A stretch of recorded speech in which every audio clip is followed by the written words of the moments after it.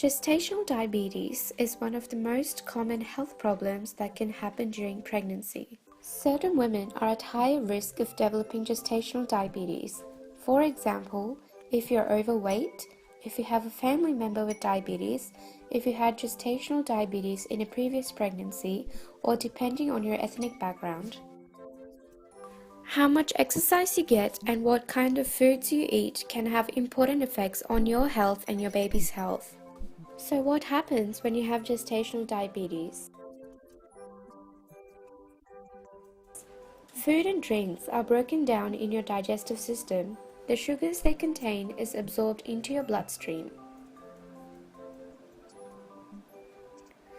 But sugar needs insulin to work.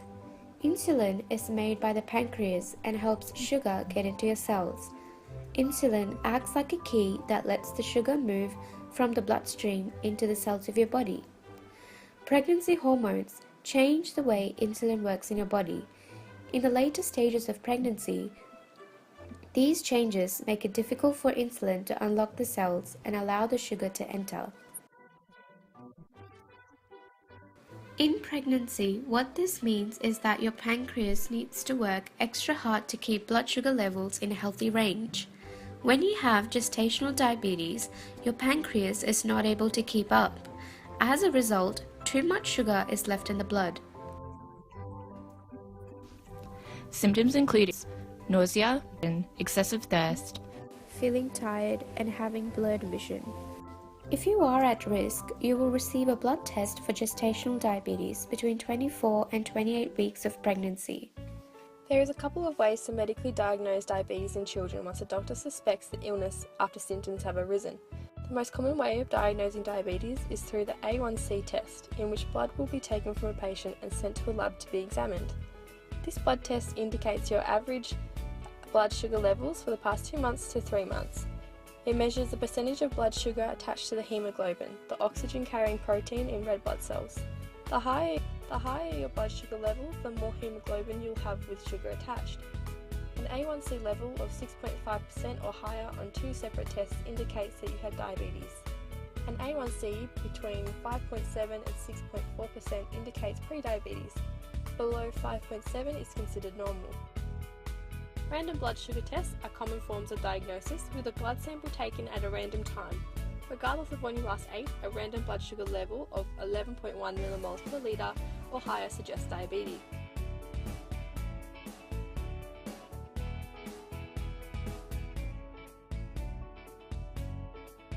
A fasting blood sugar test is the same form except with a blood sample taken after an overnight fast. Fasting blood sugar level less than 5.6 millimoles is normal. Fasting blood sugar level from 5.6 to 6.9 millimoles is considered pre-diabetes. If the reading is 7 millimoles or higher on 2 separate tests, you have diabetes. Another way of diagnosing diabetes is through the oral glucose tolerance test. It's not common in children, but some special cases may require a child to complete the test. For this test, you fast overnight and the fasting blood sugar level is measured. You then drink a sugary liquid and blood sugar levels are tested periodically for the next 2 hours. A blood sugar level less than 7.8 millimoles is normal. A reading more than 11.1 millimoles after 2 hours indicates diabetes. A reading between 7.8 millimoles and 11 millimoles indicates prediabetes. However, a carefully planned diet with high fiber carbohydrates and no added sugar can make it easier for your body to manage the sugar in your blood. Exercise will also keep blood sugar levels low as it improves insulin stability to unlock the cells and uses up sugar for energy. If blood sugar is controlled, your chances of a healthy pregnancy are the same as a non-diabetic mom. This makes diet and exercise powerful tools for a healthy pregnancy. However, if blood sugar levels are not well controlled, this can lead to problems in both mom and baby. The goal of treating gestational diabetes is to keep your blood glucose levels in your normal target range. Your endocrinologist may ask you to check your blood glucose levels with a glucose meter.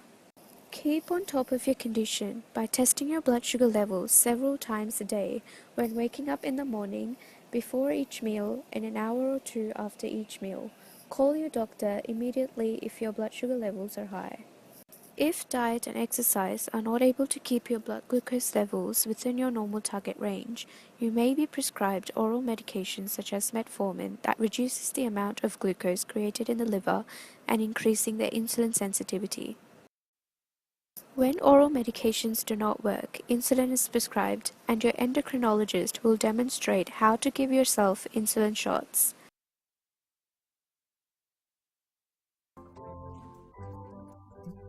Researchers have found a link between high blood sugar in mom and babies that are grown too big. Researchers also found a link between high blood sugar and preeclampsia, premature delivery, need for cesarean section, birth injury, and abnormal sugar control in baby. Diabetes in pregnancy can also put you and your baby at risk for problems later in life, including type 2 diabetes and heart disease, but there are actions you can take. Changes in diet and exercise, combined with close monitoring, can successfully manage blood sugar levels in pregnancies. Nursing interventions for pediatric patients with type 1 diabetes and the role of the nurse caring for the needs of the child and their family. Nurses are the patient and family's primary source of communication and information in the clinical health setting. They provide educational, practical, and socio-emotional support. Education pertaining to the patient's management and treatment of their diabetes should commence upon diagnosis and continue to develop in preparation for discharge. Nurses must be sensitive to a variety of challenges faced by the family or caregiver of a child diagnosed with type 1 diabetes. The role of the family or caregiver of a pediatric patient involves attentive monitoring of their condition, therapeutic decision-making, and managing the child's resistance to treatment.